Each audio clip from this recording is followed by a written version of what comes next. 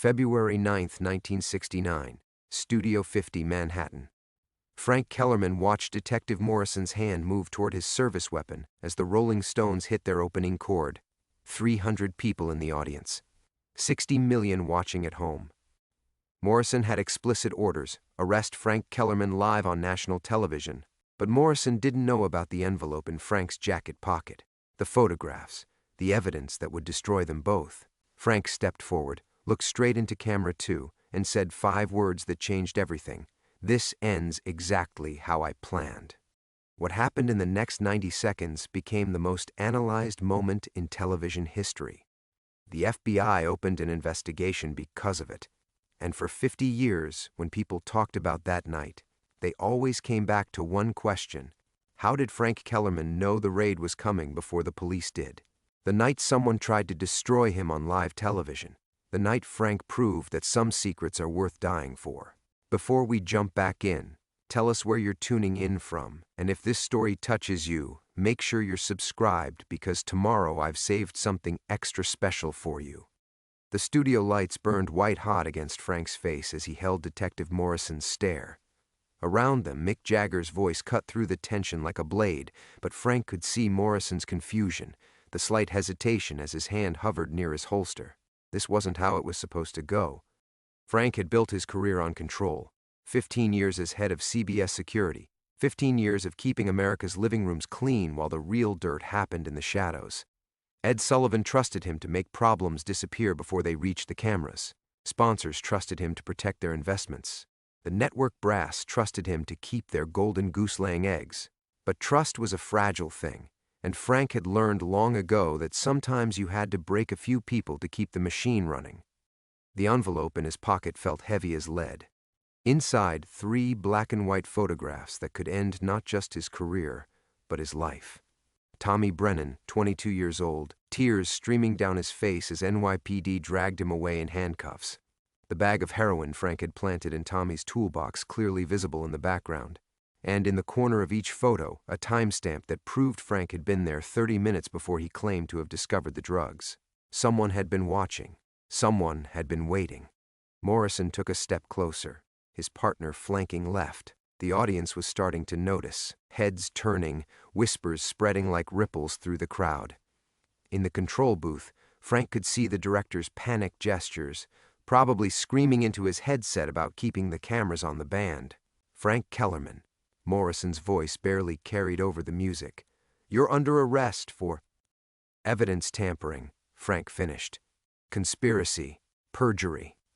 He pulled the envelope from his jacket, held it up so Morrison could see.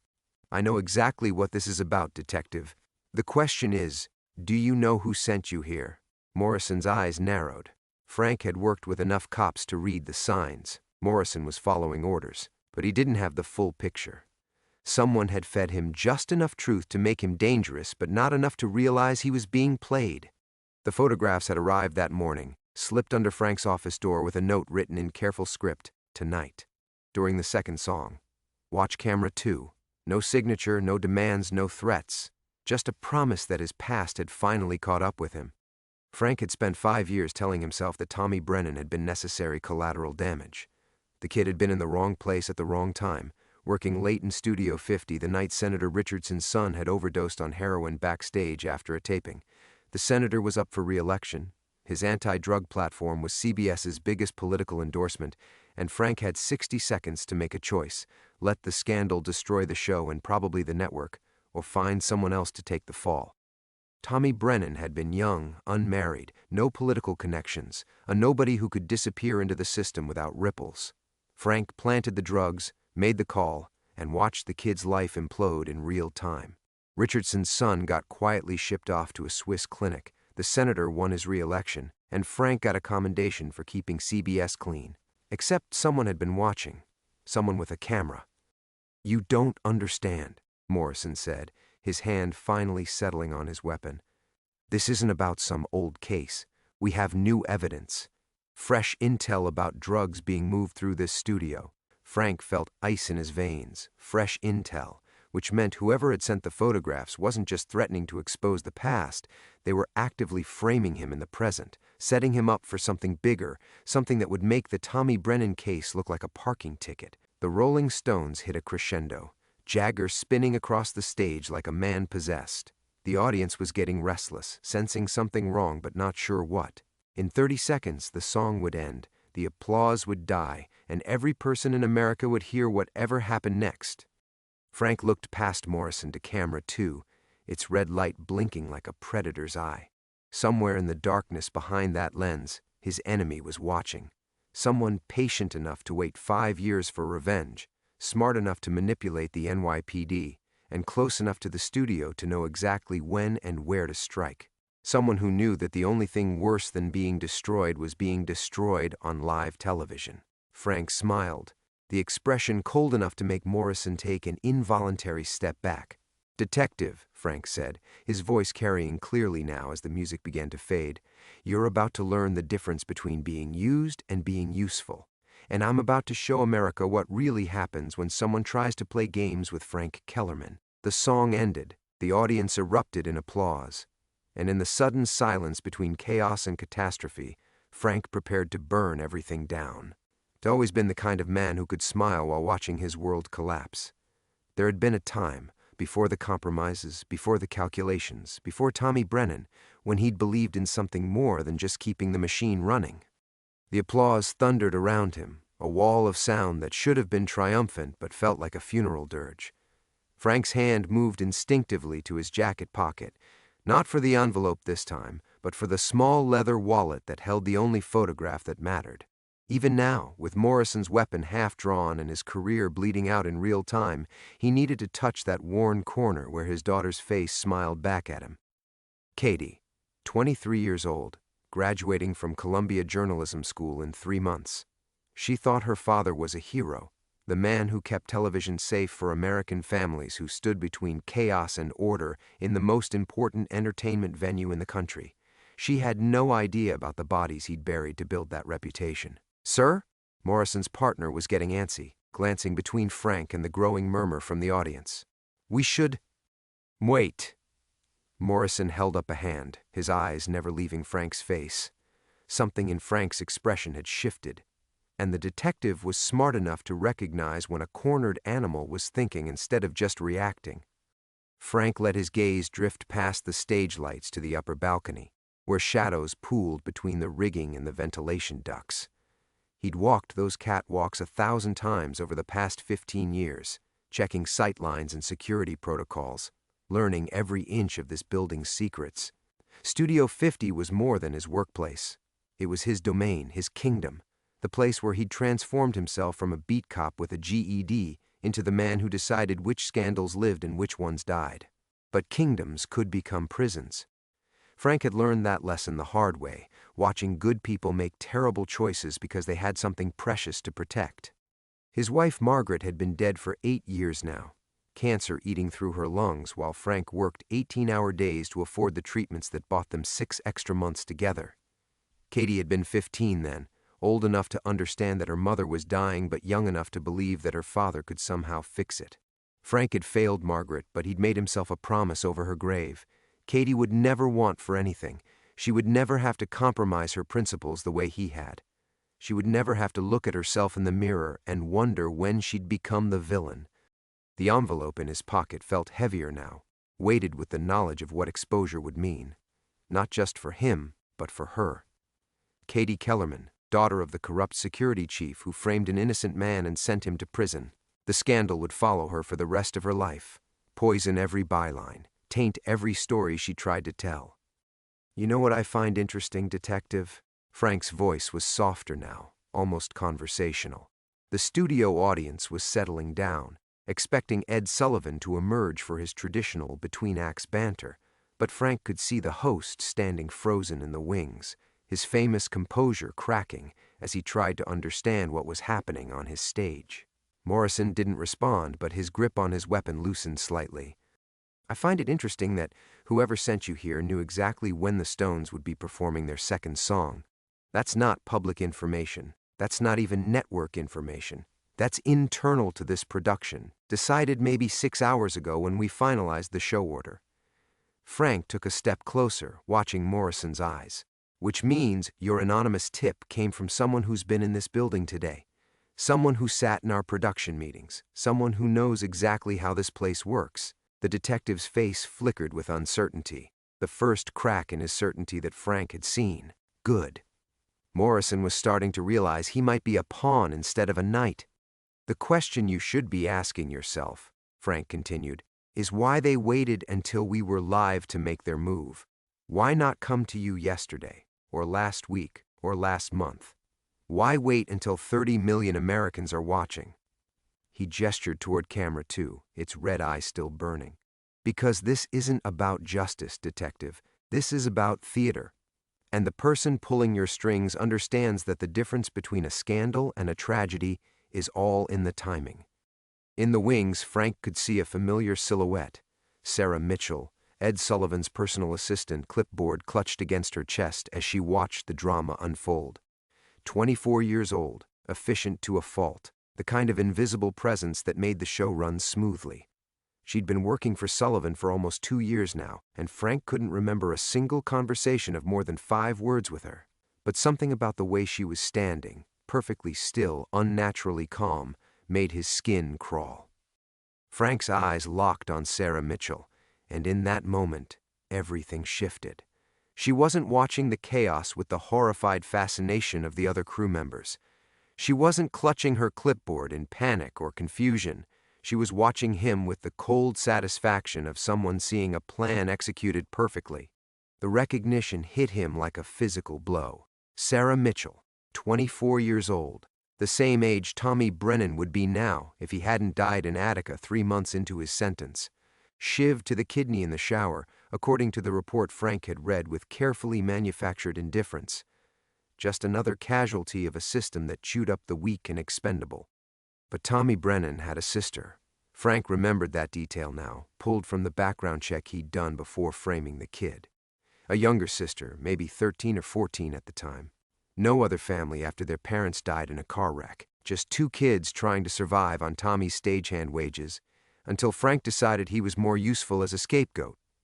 Sarah's eyes met his across the chaos, and she smiled. Not the nervous, placating expression he'd seen her wear around Sullivan for 2 years, but something sharp and patient and utterly without mercy. She lifted her clipboard slightly, and Frank could see photographs clipped to the back, the same photographs that had been slipped under his door that morning. She mouthed a single word, "Hello." Frank felt his world tilt on its axis. For 2 years, Sarah Mitchell had been invisible to him, just another piece of the Studio 50 machinery. She'd brought him coffee when Sullivan requested it, delivered messages, sat in production meetings taking notes with the silent efficiency that made her invaluable to the show's operation. She'd been close enough to touch him 100 times, close enough to slip something into his drink or plant evidence in his office or destroy him in a dozen different ways.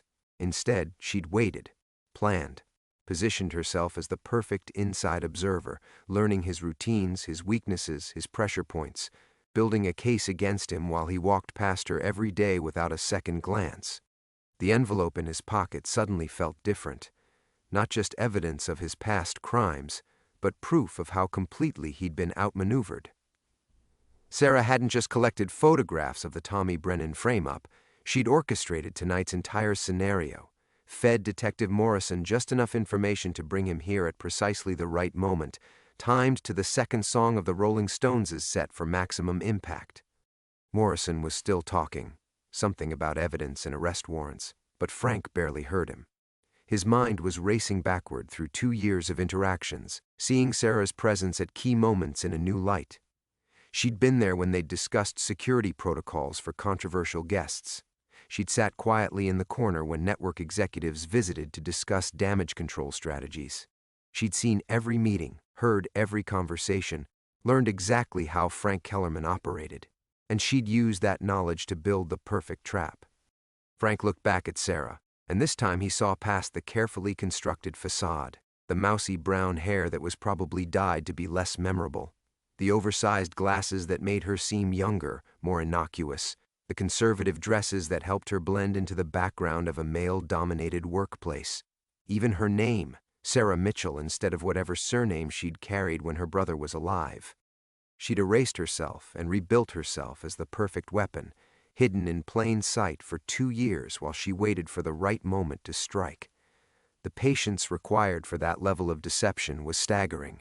The discipline to smile at him every day, to fetch his coffee and deliver his messages while planning his destruction, spoke to a kind of cold fury that Frank recognized because he'd once possessed it himself. The difference was that Sarah's fury was righteous. Morrison was reaching for his handcuffs now, his partner moving to flank Frank's other side. The studio audience was getting restless, their applause fading into confused murmurs as they sensed something wrong. Camera 2 was still rolling, broadcasting Frank's destruction to 30 million Americans in real time, exactly as Sarah had planned. Frank's hand moved to his jacket pocket one final time, not for the photographs or his daughter's picture, but for the small silver lighter Margaret had given him on their wedding day. He'd carried it for 26 years, through every compromise and calculation, every moral corner he'd cut to build his empire of controlled secrets. Tommy Brennan had died for Frank's ambition, and now Tommy's sister was going to destroy Frank's legacy with the same methodical precision Frank had once used to destroy her family. The circle was closing, the debt was coming due. And Sarah Mitchell, whoever she really was, had spent 2 years making sure Frank would have front-row seats to his own annihilation. Frank smiled again, but this time it was different. This time it was respect for a worthy adversary, even as she prepared to finish him. But Frank Kellerman hadn't survived 15 years in television by rolling over when cornered. Even as the handcuffs clicked around his wrists, his mind was already working, cataloging every face in the crowd, every shadow in the wings, every person who might still owe him a favor. "This is a mistake," he said loudly, his voice carrying across the studio as Morrison pulled his arms behind his back. Not a plea, a declaration. The tone of a man who'd weathered scandals before and emerged stronger. "Detective Morrison, I think you'll find your information is unreliable." The audience was fully alert now, craning their necks to see what was happening. Frank could hear Ed Sullivan's voice from the wings, sharp with panic as he demanded answers from someone, probably Sarah, though Frank couldn't see her anymore. The chaos was exactly what she'd wanted, but chaos could cut both ways. Frank caught sight of Joey Marconi near the lighting booth, the union rep who'd been taking Frank's money for 3 years to keep the stagehands in line. Joey's face had gone pale, and he was backing toward the exit with the careful movements of a man who suddenly remembered he had somewhere else to be. Smart. Joey understood how quickly loyalty could become liability in situations like this. But there were others. Phil Washington from the camera crew owed Frank for covering up his drinking problem. Sandra Chen in makeup had a gambling debt that Frank had made disappear 6 months ago. Even Morrison's partner looked uncertain, glancing between his radio and the growing crowd of onlookers as if waiting for orders that weren't coming. "You want to do this here?" Frank asked Morrison conversationally. "In front of America's families? Because I guarantee you, Detective, the story that comes out of this won't be the one you think you're telling." Morrison hesitated, and Frank pressed the advantage. "Call your supervisor. Ask him who ordered this raid. Ask him what evidence he actually has beyond an anonymous tip and some photographs that could have been staged by anyone with access to this building." It was a gamble, but Frank had learned to read people's faces the way other men read stock reports. Morrison was starting to sweat, not from exertion but from doubt. The detective had expected a quick arrest, a clean confession maybe, not this measured resistance from a man who seemed genuinely puzzled by the accusations. From the wings, Frank heard Sullivan's voice again, louder now. "Sarah, where are those production notes?" "Sarah?" The old host sounded confused, almost lost without his assistant's usual efficiency. Frank smiled grimly. Sarah had vanished the moment the handcuffs came out, probably to watch the finale from somewhere safe. But her absence was creating its own problems. Sullivan depended on her completely, and without her steady presence, the legendary showman was flailing. The great Ed Sullivan, paralyzed by the disappearance of his 24-year-old assistant. "She's not coming back," Frank called toward the wings, loud enough for Sullivan to hear. "You're Sarah Mitchell. Whatever her real name is, she's not coming back." Sullivan's head appeared at the edge of the stage, his famous widow's peak stark under the harsh lights. "What are you talking about, Frank?" She's right here. She's always right here." But she wasn't. Frank could see Sullivan's eyes darting around the wings, searching for the familiar silhouette that had been his constant companion for 2 years. The confusion on the host's face was genuine and revealing. Sarah hadn't just positioned herself to destroy Frank. She'd made herself indispensable to the show's operation. Her sudden disappearance would create ripples far beyond Frank's arrest. Morrison's radio crackled to life, a burst of static followed by urgent voices. Frank couldn't make out the words, but the detective's expression shifted from confidence to concern. Whatever his supervisor was telling him, it wasn't the reinforcement he'd expected. "Problem, detective?" Frank asked. Morrison didn't answer, but his partner stepped closer, hand hovering near his weapon. The tension was spreading through the studio like a virus, crew members backing away, audience members whispering, even the Rolling Stones roadies stopping their equipment breakdown to stare at the unfolding drama. Frank had seen this before, the moment when a situation balanced on a knife's edge between control and chaos. Usually, he was the one applying pressure to tip it toward control. Tonight, he was watching someone else manipulate the scales with the same ruthless precision he'd once prided himself on. "You know what I think?" Frank said, his voice carrying clearly in the sudden hush. "I think someone's been feeding you information for months, building a case piece by piece, timing it perfectly. Someone with access to this studio, this show, these people." He looked directly at Ed Sullivan, whose confusion was deepening by the second. Someone who knew exactly how to make you trust them while they planned this moment. Sullivan's face went white. For the first time, Frank saw real fear in the old man's eyes.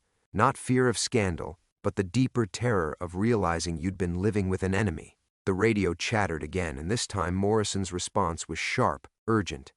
Frank couldn't hear the words, but he could read the body language. Something was wrong, very wrong, and somewhere in the darkness beyond the cameras, Sarah Mitchell was still watching.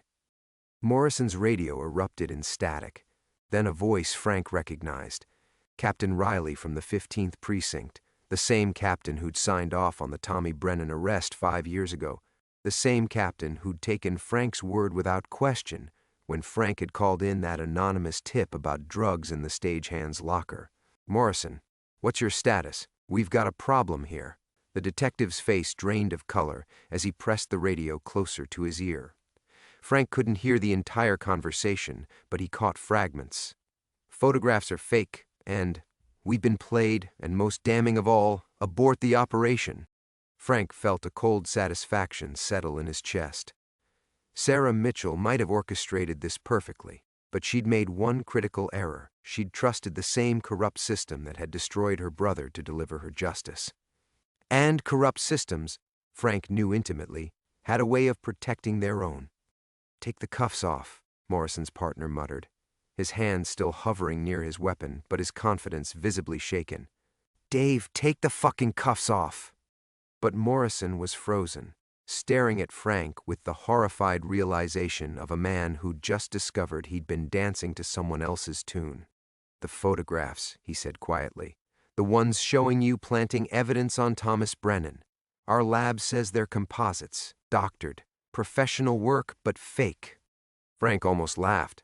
Of course they were fake. The real photographs Sarah had were probably perfect, but she'd been smart enough not to hand them directly to the police. Instead, she'd created forgeries, just convincing enough to get Morrison here, knowing that once the truth came out, it would look like an elaborate hoax designed to frame an innocent man. The perfect crime, wrapped in the perfect cover-up. "She played you," Frank said as Morrison fumbled with the handcuff keys. "Played all of us. Fed you just enough truth wrapped in lies to get you here at exactly the right moment. Because this was never about getting me arrested, detective. This was about something much more personal." The cuffs came off, but Frank could feel the damage spreading through the studio like blood through water. The audience was restless, confused, demanding answers that no one could provide. Ed Sullivan stood in the wings looking utterly lost without his assistant, the great showman reduced to a confused old man calling out "Sarah, Sarah," into the darkness, and somewhere in that darkness, Frank knew she was savoring every moment. He rubbed his wrists where the metal had bitten into skin and tried to think like Sarah Mitchell. 2 years of planning, 2 years of patience, and she'd blown it all on a single night's theater. Unless the photographs in his pocket, the real ones, not the forgeries she'd fed to Morrison. She still had the originals, still had the power to destroy him whenever she chose. This wasn't the end game, this was just the opening move. Frank looked up at the camera boom, where camera 2 was still rolling, still broadcasting to 30 million Americans. The red light glowed like an accusation, capturing every moment of his humiliation for posterity. Sarah had wanted the world to watch Frank Kellerman's empire crumble, and even though the arrest had failed, the damage was done. By tomorrow morning, every newspaper in the country would be running the story. Police storm Ed Sullivan show. Arrest security chief. The retraction would come later, buried on page 6, but the damage to Frank's reputation would be permanent. No one would remember that the charges were dropped. They'd only remember the handcuffs, the chaos, the moment when Frank Kellerman looked vulnerable in front of America. "Mr. Kellerman?" Morrison looked sick, his earlier confidence replaced by the queasy realization that his career might not survive this debacle. "I'm sorry, the information we received seemed credible." Frank waved him off, his attention focused on the wings where Ed Sullivan was still calling for his missing assistant. The old man's voice was getting desperate now, the legendary composure cracking completely. In 26 years of television, Ed Sullivan had never been this lost, this helpless.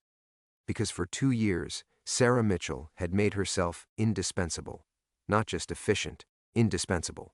She'd learned every detail of Sullivan's routine, anticipated his every need, become the invisible foundation that held his world together, and now she'd vanished, leaving him flailing in front of 30 million viewers.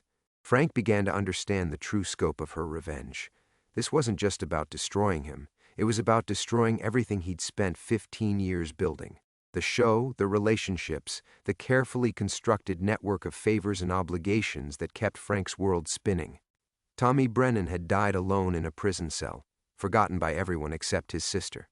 But Frank Kellerman would die slowly, publicly, watching his empire collapse piece by piece while the world applauded. And Sarah Mitchell would be somewhere in the darkness, patient as death, waiting for the perfect moment to deliver the killing blow. Frank walked toward the wings where Ed Sullivan stood frozen, his legendary composure shattered like glass under television lights. The old man clutched a clipboard to his chest, Sarah's clipboard, Frank realized, as if it were a life preserver in drowning waters. "Ed," Frank said quietly, approaching the man who'd been both his employer and his shield for 15 years. "We need to talk." Sullivan's eyes darted past Frank toward the dispersing chaos on stage, where Morrison and his partner were retreating with the defeated posture of men who'd just discovered their careers hanging by threads. "Where is she, Frank? Sarah never just disappears. Never. She's been with me through 3 heart attacks, 2 nervous breakdowns, and every crisis this show has faced. She doesn't just vanish." The desperate faith in Sullivan's voice hit Frank like a physical blow. For 2 years, he'd watched the legendary host become increasingly dependent on his young assistant, but he'd dismissed it as typical workplace attachment. Now he saw it for what it really was.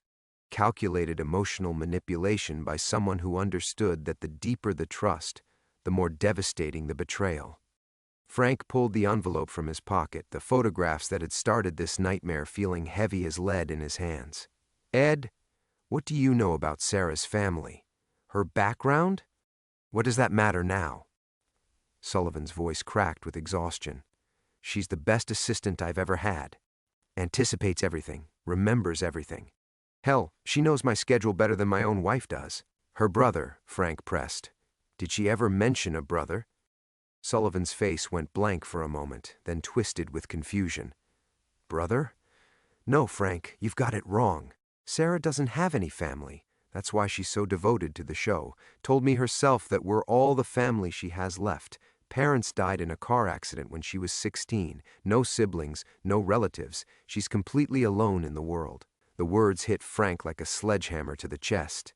He stared at Sullivan's earnest, confused face and felt reality shift beneath his feet like quicksand. No brother. Sarah Mitchell, whoever she really was, had no brother, which meant Tommy Brennan wasn't her brother at all.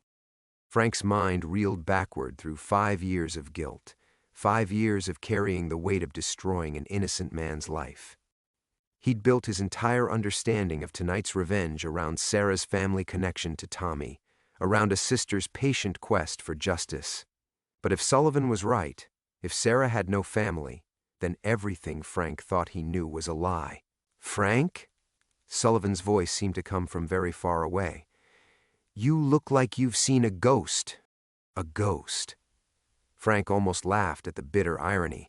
He'd been haunted by Tommy Brennan's memory for 5 years, tortured by guilt over destroying an innocent man. But what if Tommy hadn't been innocent? What if Frank's instincts had been right all along, and he'd simply been manipulated into doubting himself? No, that couldn't be right either. Frank remembered the night clearly, the planted drugs, the fabricated evidence, the careful choreography of Tommy's destruction. Frank had orchestrated every detail because Tommy had stumbled onto something he shouldn't have seen, some corruption or cover-up that would have cost Frank his position. But if Sarah wasn't Tommy's sister, then who was she? And why had she spent 2 years positioning herself for revenge against a man who'd destroyed someone she'd never met?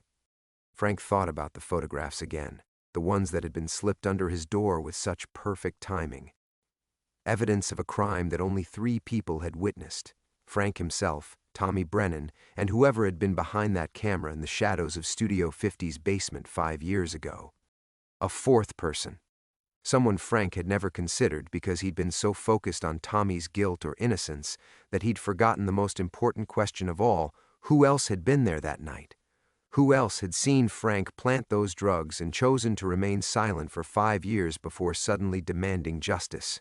The answer hit him with stunning clarity.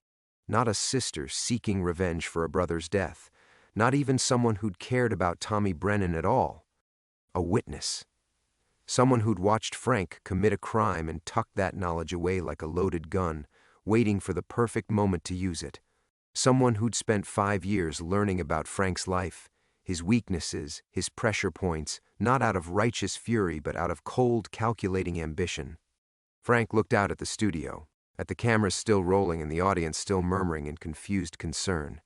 30 million people had just watched his public humiliation, exactly as Sarah had planned. But she hadn't done it for Tommy Brennan's memory.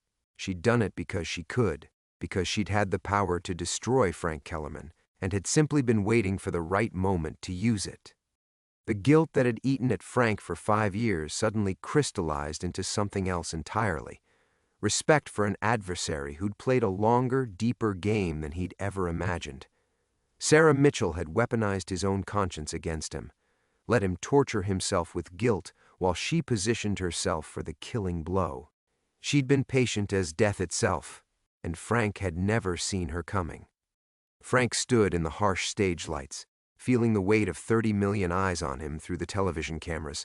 But for the first time in 5 years, the guilt that had eaten at him like cancer was gone. In its place burned something far more dangerous: clarity.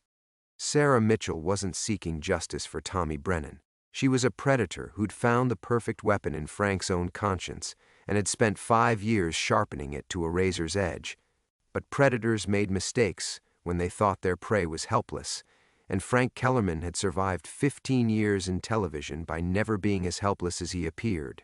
"Ed," Frank said, his voice steady despite the chaos still swirling around them, "I need you to think carefully. When Sarah started working for you 2 years ago, who recommended her? How did she come to your attention?" Sullivan clutched the clipboard tighter, his famous composure fracturing further with each passing moment. She just appeared one day. Said she'd heard I needed an assistant, that she'd worked for other television producers. Her references were impeccable." "Which producers?" "I don't remember exactly." "Frank, what does this matter?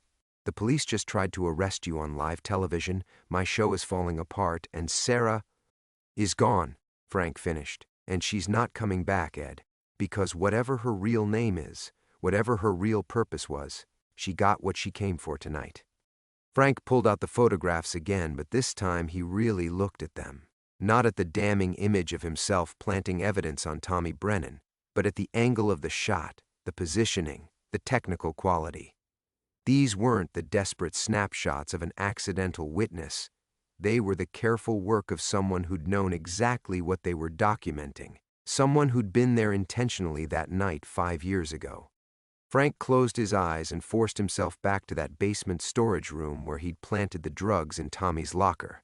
He'd been careful, made sure the area was clear, waited until the building was nearly empty.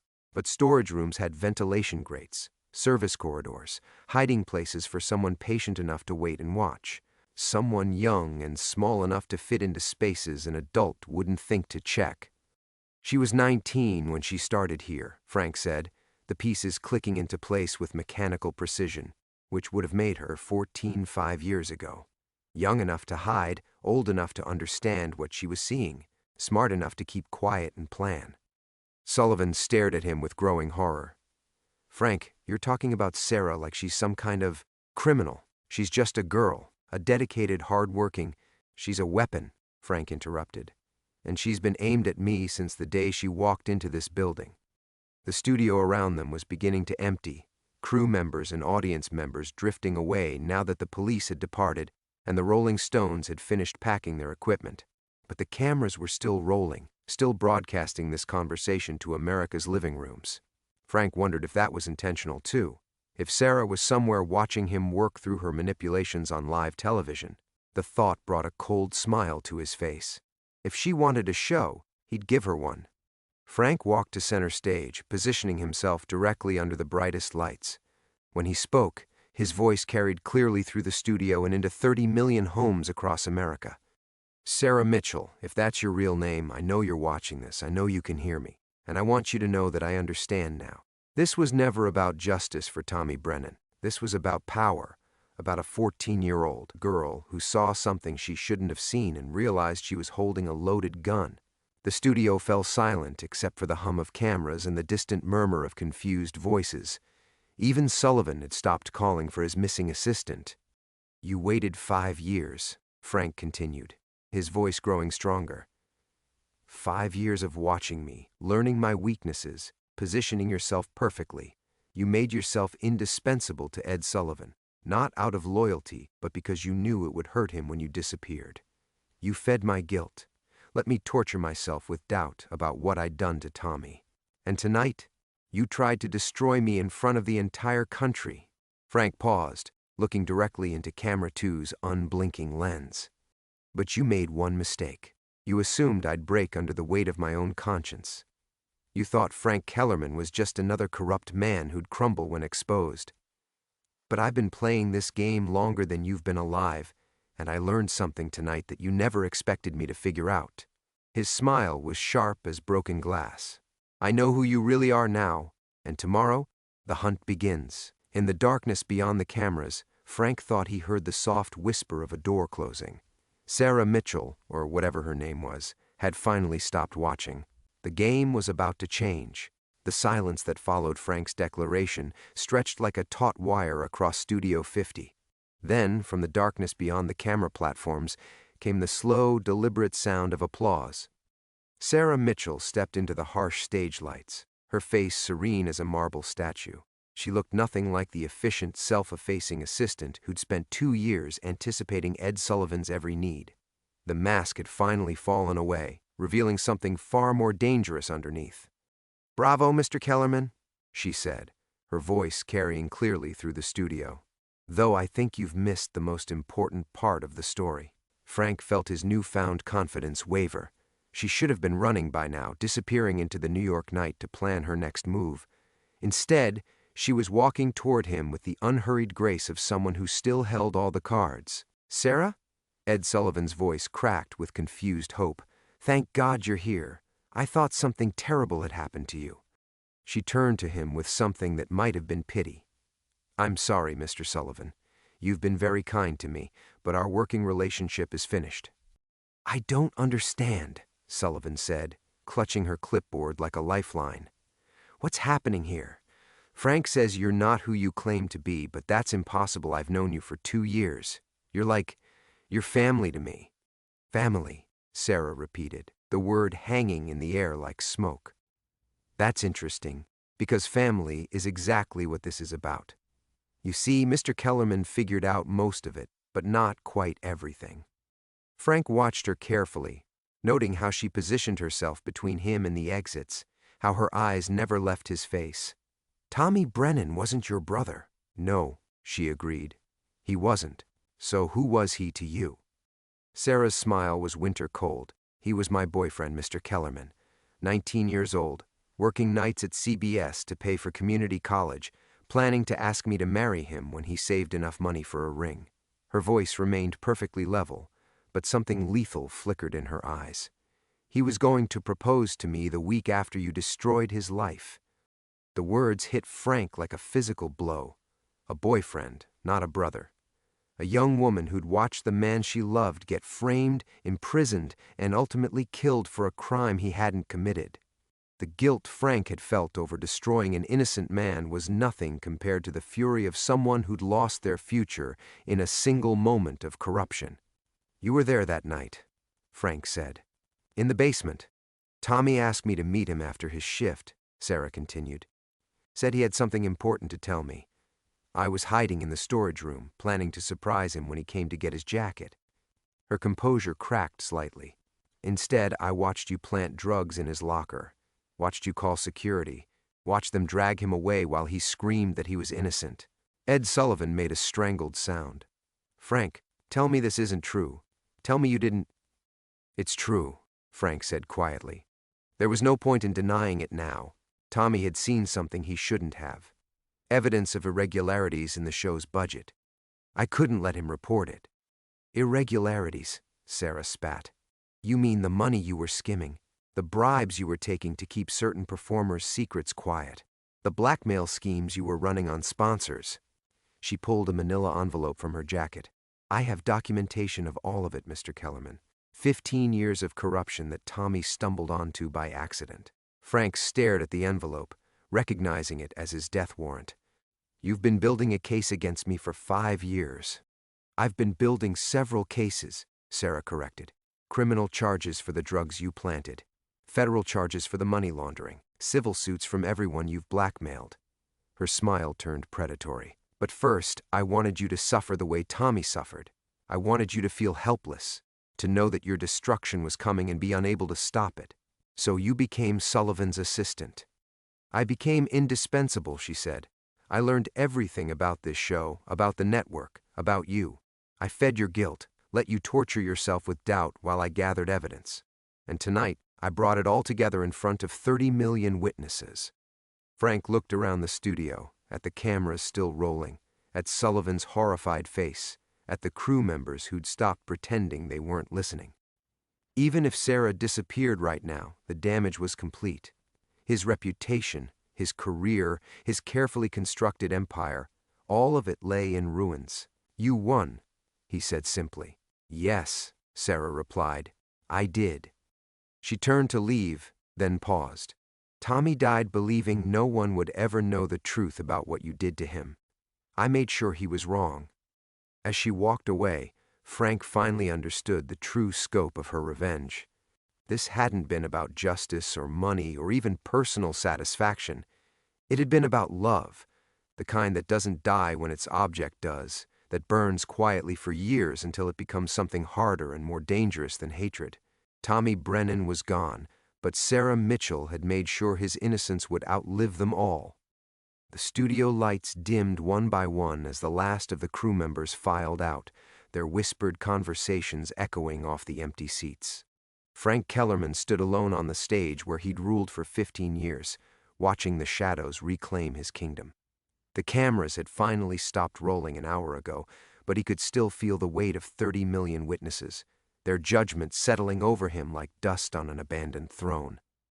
Ed Sullivan had left without a word, clutching his clipboard and walking like a man 20 years older than when the evening began. The betrayal had broken something fundamental in him, not just the loss of his trusted assistant, but the revelation that his own show had been built on a foundation of corruption he'd never suspected. Frank wondered if Sullivan would ever trust anyone again, or if Sarah's revenge had claimed 2 victims after all. The manila envelope lay on Sullivan's desk where Sarah had left it, thick with evidence that would ensure Frank's destruction was thorough and complete. He'd looked inside once, recognizing bank statements, photographs, correspondence, a paper trail stretching back to his first day at CBS. She'd been more than patient, she'd been archaeological, digging up every buried secret with the dedication of someone who understood that justice delayed could still be justice served. Frank picked up the envelope and walked to the window overlooking Broadway. The neon signs painted the street in electric blues and reds, the same colors that had drawn him to television 15 years ago when it was still wild and untamed, when a man with ambition and flexible morals could carve out an empire in the chaos. Now those same lights looked garish, desperate, like makeup on a corpse. His reflection stared back from the glass, a 58-year-old man who'd spent decades building a reputation that had crumbled in a single evening. But strangely, the weight he'd carried for 5 years was gone. The guilt that had eaten at him like cancer had been replaced by something unexpected, a grudging admiration for the young woman who'd outplayed him so completely. Sarah Mitchell, and he was certain that wasn't her real name, had understood something about revenge that most people missed. It wasn't enough to destroy your enemy, you had to make them destroy themselves. She'd weaponized his own conscience, let him torture himself with doubt, while she gathered the tools for his execution. The girl who'd hidden in that storage room 5 years ago had grown into a predator with the patience of death itself. Frank thought about Tommy Brennan, the young man whose life he'd crushed to protect his own secrets. He'd been 19, the same age Frank's own son would have been if the boy had lived past infancy. The irony wasn't lost on him. He'd destroyed someone's child to protect a career built on the graves of his own better angels. The elevator doors opened behind him, and Frank turned, half expecting to see Sarah returning for one final confrontation. Instead, Detective Morrison emerged, flanked by 2 uniforms. The man looked exhausted, his earlier confidence replaced by the weary resignation of someone who'd been used as a pawn in a game he'd never understood. "Frank Kellerman," Morrison said formally, "you're under arrest for evidence tampering, bribery, and conspiracy. You have the right to remain silent." Frank nodded and set the envelope on the desk. "I waive my right to counsel," he said quietly. "I'll give you a full confession. Names, dates, amounts, everything." Morrison frowned. "That's not usually how this works, Frank. Men like you lawyer up, fight it out in court for years." "Men like me are cowards," Frank replied, extending his hands for the handcuffs. "I've been running from the truth for 15 years.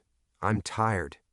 As they led him through the corridors where he'd once walked like a king, Frank found himself thinking not about prison or disgrace, but about the kind of love that could burn quietly for 5 years before becoming something harder than hatred.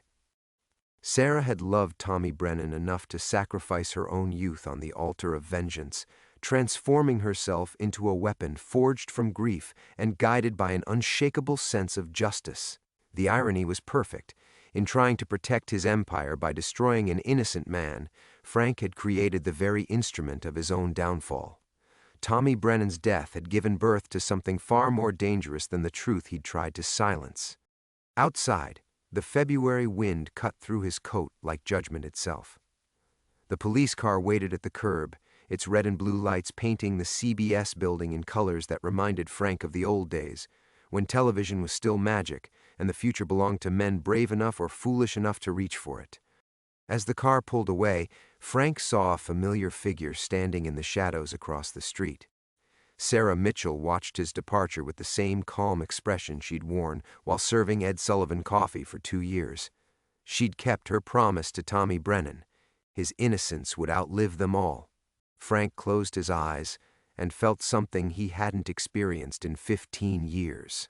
Peace.